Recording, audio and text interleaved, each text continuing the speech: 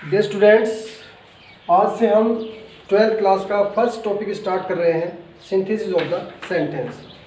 ये ग्रामर का वो टॉपिक है जो 11th और 12th दोनों क्लास में कंबाइन है, तो ये टॉपिक दोनों क्लास के लिए सेम होगा। सिंथेसिस क्या है? What is synthesis?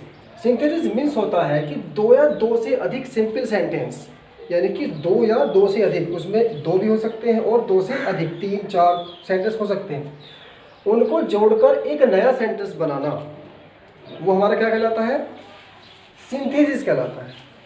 अब सिंथेसिस को हम सेंटेंस में जब कंबाइन करते हैं तो वो 3 प्रकार से कर सकते हैं, सिंपल बनाकर, कॉम्प्लेक्स बनाकर और कंपाउंड बनाकर। सबसे पहला टॉपिक हमारा आता है सिंपल सेंटेंस। अब ये सिंपल सेंटेंस होता क्या है, इसकी पहचान हम कैसे करते हैं? तो सिंपल सेंटेंस में केवल एक फॉनेटिव वर्ब होती है। फॉनेटिव वर्ब ये दो टॉपिक होते हैं, फॉनेटिव और नॉन फॉनेटिव। फॉनेटिव वर्ब वो होती है जो अपने सब्जेक्ट के अकॉर्डिंग चेंज हो जाती है। जैसे ही गोज, आई गो, तो गो यहाँ क्या है? फॉनेटिव वर्ब, राइट। सेकंड आता है आपका कॉम्प्लेक्स सेंटेंस। कॉम्प्लेक्स सेंटेंस में एक प्रिंसिपल क्लोज होती है और एक सबऑर्डिनेट क्लोज होती है, यानी कि इसमें 2 क्लोज होती हैं कॉम्प्लेक्स सेंटेंस में। कंपाउंड सेंटेंस में एक प्रिंसिपल क्लोज होती है और एक कोऑर्डिनेट क्लोज होती है। इन दोनों की चर्चा हम जब करेंगे जब ये सेंटेंस हमारे अगले नेक्स्ट टॉपिक में आएंगे, डिटेल में मैं आपको बताऊंगा। अब नंबर हम फर्स्ट लेते हैं सिंपल सेंटेंस की। किसी भी सेंटेंस में सिंपल दो या दो से अधिक सेंटेंस को जोड़कर सिंपल सेंटेंस कैसे बनाते हैं, इसके रूल है, कुछ रूल है। तो पहले रूल हम लेकर चलते हैं, यूज ऑफ पार्टिसिपल। पहला participle, there are 3 types of participle, यानी पार्टिसिपल 3 तरह के होते हैं।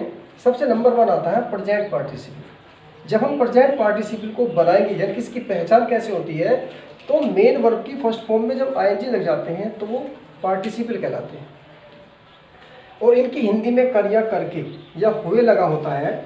जैसे here, hearing, see, seeing, go, going, ये सब क्या है? पार्टिसिपल। सेकंड नंबर पर आता है आपका पास्ट पार्टिसिपल। इसकी पहचान ये है कि मेन वर्ब की थर्ड फॉर्म का काम, पास्ट पार्टिसिपल काम करते हैं मेन वर्ब की थर्ड फॉर्म का, और ये किसी भी सेंटेंस में नाउन की विशेषता को दर्शाता है, इंडिकेट करता है नाउन, और नाउन से पहले रखा जाता है। और नंबर 3 पर आता है आपका परफेक्ट पार्टिसिपल। परफेक्ट पार्टिसिपल में हैविंग और मेन वर्ब की थर्ड फॉर्म का यूज किया जाता है, यानी कि कहीं वर्ड में कहीं भी आपको दिखाई दे हैविंग और मेन वर्ब की थर्ड फॉर्म, तो वो क्या होंगी? आपकी परफेक्ट पार्टिसिपल। इसकी हिंदी होती है करके या के बाद। अब ये देखो, इसमें प्रेजेंट पार्टिसिपल और परफेक्ट पार्टिसिपल में डिफरेंस क्या है? अगर हिंदी का सेंटेंस में आप देखते हैं तो प्रेजेंट पार्टिसिपल में जो वर्क एक साथ होता है, जैसे शोर सुनकर बच्चा जाग गया, तो ने शोर सुना और तुरंत वो जाग गया। ऐसा नहीं कि शोर सुनेगा फिर 1 घंटे बाद वो जागेगा, राइट। और परफेक्ट पार्टिसिपल में क्या होता है? एक काम करने के पश्चात दूसरा काम जब होता है तो दोनों का वर्क के बीच कुछ टाइम होता है, इनके बीच ये डिफरेंस होता है। अब हम इस टॉपिक को आगे बढ़ाते हुए सेंटेंस लेते हैं।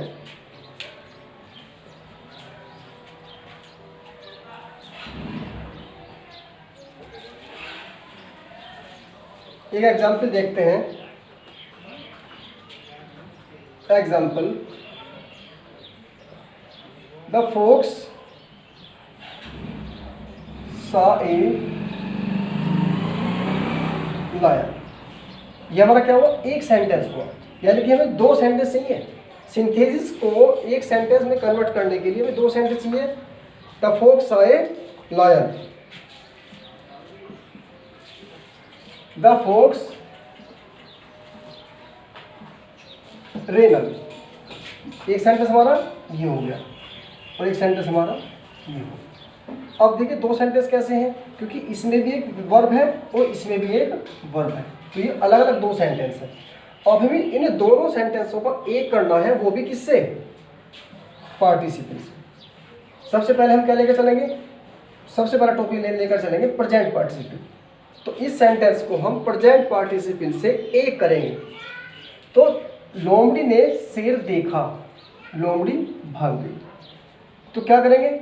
यानी कि एक ही फॉर्मेटिव वर्ब, यानी कि हम इस सेंटेंस की वर्ब को किस में चेंज कर देंगे, प्रेजेंट पार्टिसिपल में चेंज कर देंगे, राइट। क्या करेंगे, सीइंग, क्योंकि सेकंड फॉर्म में हम आईएनजी नहीं लगा सकते, तो यहाँ क्या करेंगे, first form, seeing a lion, seeing a lion, शेर को देखकर। सब्जेक्ट इधर भी फोक्स है और उधर भी फोक्स है, तो एक से काम चल जाएगा, comma the fox ran away, the fox ran away. Second example लेते हैं,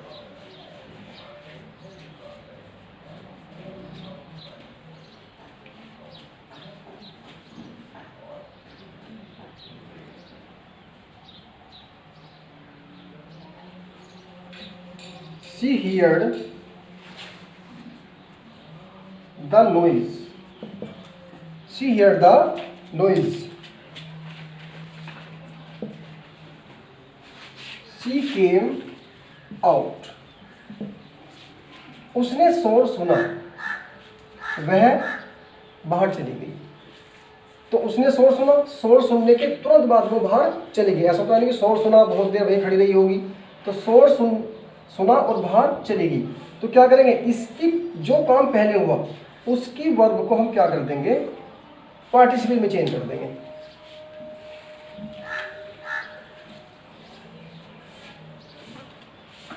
हियरिंग